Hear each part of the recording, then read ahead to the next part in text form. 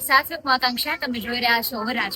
અમે આજે એક સરસ મજાની જગ્યાએ છીએ અને આ જગ્યા ખાસ એટલા માટે છે કારણ કે અહીંયા જે કામગીરી કરવામાં આવી રહી છે એ કામગીરી કદાચ જેટલા પણ લોકો આ વિડીયો જોઈ રહ્યા છે એટલા જ લોકોને, જેટલા લોકો સુધી આ માહિતી પહોંચે છે એટલા દરેક લોકો માટે પ્રેરણારૂપ, ઉદાહરણરૂપ આ વાત છે.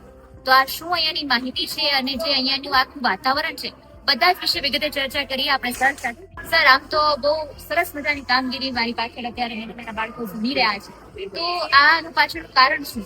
किसी की मुस्कुराहट हो के हो विचार, किसी का दर्द ले सके तो ले उधार, किसी के वास्ते हो तेरे दिल में प्यार, बिना किसी का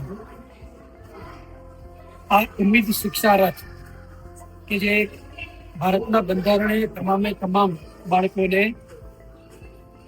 શિક્ષણ પ્રાથમિક અધિકાર આપેલ છે, પરંતુ સમાજના ઘણા એવા વર્ગો છે કે જે કમનસીબે આ શિક્ષણથી વંચિત છે.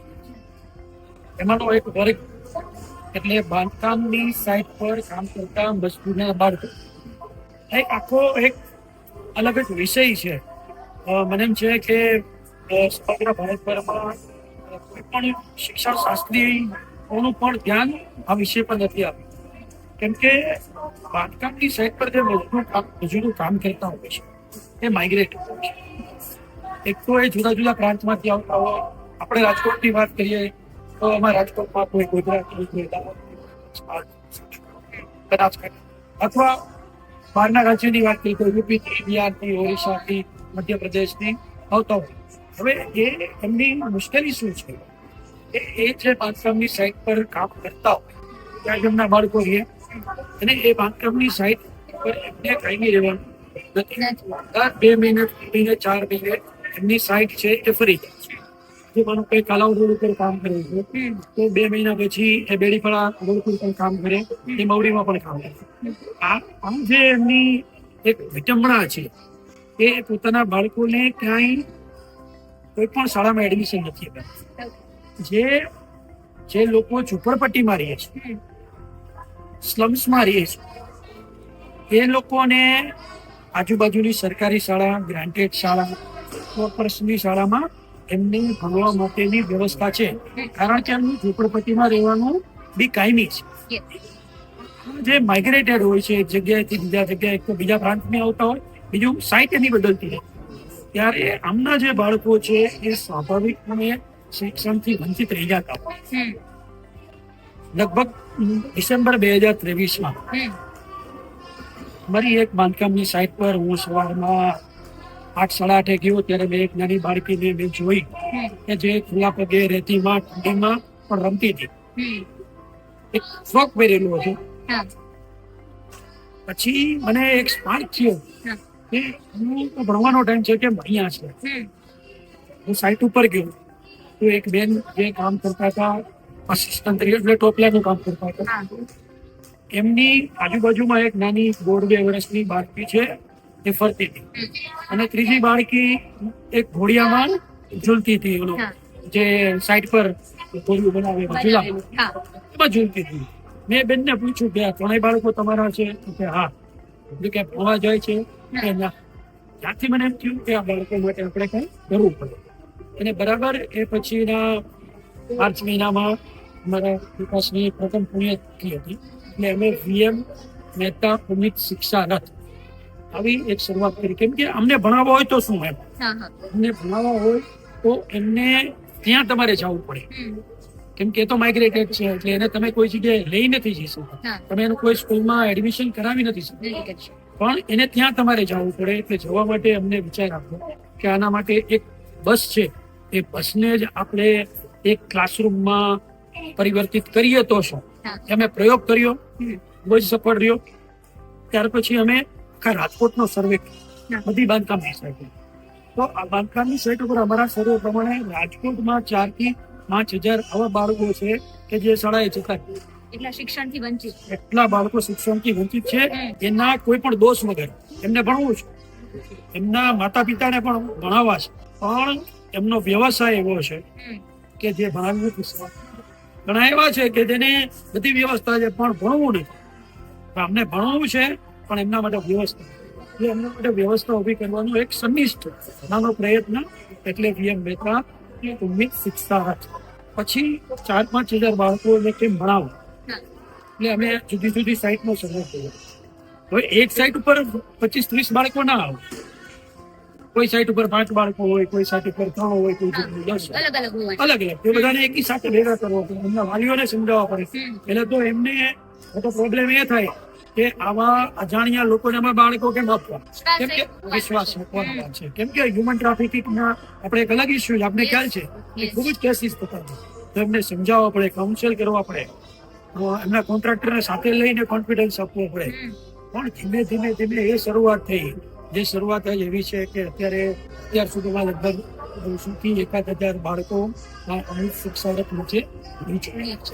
આના પાછળનો એક સંપૂર્ણ કન્સેપ્ટ છે. અત્યારે શિક્ષકોની વાત કરીએ તો સ્ટાફમાં અત્યારે કેટલા લોકો હશે? આ સ્ટાફમાં કુલ 6 લોકો છે. હા. એમાં 3 શિક્ષકો છે, એક મારે આર્ટના ટીચર છે, એક ટીચર છે એ રોબોટિક્સ અને આખું જે ટેકનોલોજી બાળકોને ભણાવે એના છે, અને એક પૂરા કોર્ડિનેટર છે. હું જોઉં છું કે ઘણા બધા ડાન્સ કરી રહ્યા છે, ઘણા બધા બાળકો અલગ અલગ એક્ટિવિટીઝ કરી રહ્યા છે. એટલે ખાલી એવું નથી કે 1 થી 10 એકડા કે ABCD કરાવી દીધી તો બુકમાં લખતા શીખવાડ્યું, એ જ ભણતર આપવામાં આવી રહ્યું છે. ગણતર મતલબ સ્કિલ્સ પણ એમની ડેવલપ કરવામાં આવી રહી છે. તો એ પાછળનો તમારો વિચાર શું છે? સહાનુભૂતિ અને સમાનુભૂતિનો ફરક છે. સહાનુભૂતિ તમારા હૃદયમાં હોય તો તમે કોઈને વખતે એક દિવસનો જમવાનું આપ્યું, હા, બરાબર, તમે એમને કપડાં લઈને આવો, yes. તમે એમને ક્યાંય બહાર ફરવા લઈને, અને તમને સંતોષ થાય કે ભાઈ મેં મારી ફરજ છે નિભાવી. સમાનુભૂતિ એટલે એમ્પથી એક એવી વાત છે કે જે દરેક બાળકને એવું ફીલ કરાવે કે ભાઈ હું બીજા બાળકોની જેમ સમાન છું, હું એનાથી ઉતરતો નથી. આ કન્સેપ્ટમાં અમે ખૂબ જ દ્રઢતાપૂર્વક માનીએ છીએ. એટલે અમે શું કરીએ કે જે અમારી જીનિયસ શાળામાં બાળકોને જે ફેસિલિટી મળતી હોય, જે એક્ટિવિટીઝ મળતી હોય, એ તમામ બાળકોને આપતા. એટલે આ બાળકોને ખાલી યુનિફોર્મ, ટેક્સ્ટબુક, સ્ટેશનરી નહીં, પણ એની સાથે તમે જોવો તો કે ડાન્સ છે, મ્યુઝિક છે, રોબોટિક્સ છે, આર્ટ છે, ઇવન સ્પોર્ટ્સ. એટલે અમારી શાળામાં આ બાળકોને લઈ જાય છે, અમે સ્પોર્ટ્સની એક્ટિવિટી કરાવીએ. સાથે ઓડિટોરિયમમાં લઈ જઈએ, એમને અમે સારા મૂવી પણ બતાવીએ છીએ. અમે એમને પ્રદ્યુમન પાર્ક લઈ જઈ અને ઝૂની પણ વિઝિટ કરાવીએ છીએ. અમે એને કેન્સર હોસ્પિટલ લઈ જઈ અને કયા પ્રકારે વ્યસનથી બચવું એની અવેરનેસ પણ અમે ક્રિએટ કરીએ છીએ. અમે એવો પ્રયત્ન કરીએ છીએ કે આ બાળકોમાં 360 ડિગ્રી, એટલે એમનું જ્ઞાન, એમનું કૌશલ્ય અને એમનો એપ્રોચ, આ ત્રણેય વસ્તુ છે એ બીજા નોર્મલ બાળકોની જેમ ડેવલપ થાય એના માટેનો અમે સનિષ્ઠ પ્રયત્ન કરીએ.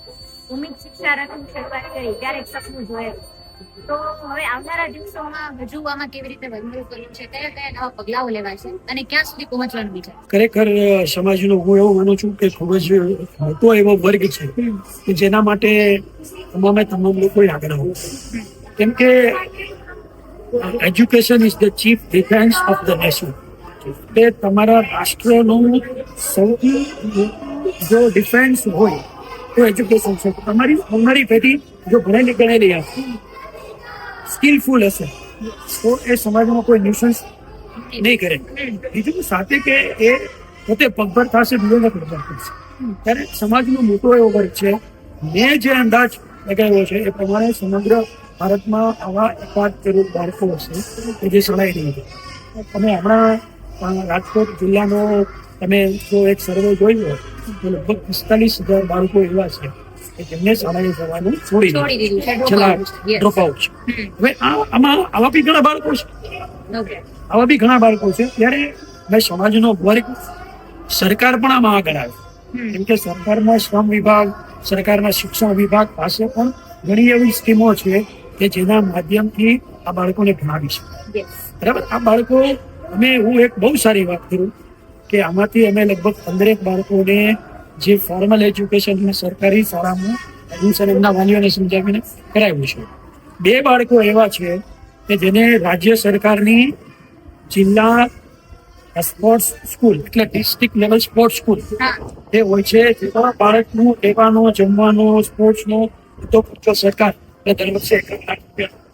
એવા 2 બાળકોને અમે તૈયાર કર્યા અને 2 બાળકો ડીએલએસ સ્કૂલ માટે સિલેક્ટ થયા છે. અને આ વર્ષથી બાળકો હોસ્ટેલમાં રહી અને સરકારના ખર્ચે ભણશે. તો આ કેટલું પોટેન્શિયલ છે આ બાળકોમાં. તમે જોશો કે આ બાળકોને કાંઈ નથી શીખવાડતા તો બી એટલું હાર્ડવર્ક સારું કરે છે. અંદરનો ઉત્સાહ એવો છે. ઉત્સાહ એટલો છે. એક્ઝેક્ટલી એને ભણવું છે. ઘણું છે. ઘણા બાળકોને આવી વ્યવસ્થા છે પણ અમને ભણવું છે પણ વ્યવસ્થા નથી. ત્યારે મારો જે પ્રશ્ન હતો કે આને કયા લેવલ સુધી લઈ જઈશ, Yes. એટલે હું મારી વાત કરું તો મારું પહેલું પ્લાનિંગ એવું છે કે રાજકોટની તમામ સાઇટ એને આમાં કવર કરું. એટલે રાજકોટમાં જે 4-5 હજાર બાળકો છે, બીજું દર વર્ષે આમાં આવતા જતા રહેતા બાળકો, કેમ કે અત્યારે જે બાળકો છે વખતે 6 મહિના પછી નહીં પીવું Okay. બરાબર, એ પાછા પોતાના દેશમાં જતા બી રહેશે. પણ એ જ્યારે પોતાના દેશમાં જાય એટલે દેશ એટલે પોતાના રાજ્યમાં કે પોતાના ગામમાં જાય તો ત્યારે એનું શિક્ષણનું લેવલ એટલું હોય કે ત્યાંની કોઈ પણ શાળામાં એને એની ઉંમર પ્રમાણે એડમિશન લેવું હોય તો મળી શકે. મળી છે. એવા સક્ષમ અમે બનાવવાનો પ્રયત્ન કરીએ છીએ. એટલે પહેલું ઓબ્જેક્ટિવ એ છે કે રાજકોટની તમામ સાઇટ એ કવર કરવી. બીજું ઓબ્જેક્ટિવ એવું છે કે આવી અન્ય સંસ્થાઓને મોટિવેટ કરી અને દરેક પેલા મોટા શહેર જેમ રાજકોટ છે, અમદાવાદમાં, સુરતમાં થાય, બરોડામાં થાય, ભાવનગરમાં થાય, તો ત્યાં એવી સંસ્થાઓ આગળ આવે કે જે પોતે શિક્ષારત તૈયાર કરે અને આ બાળકોને ભણાવે.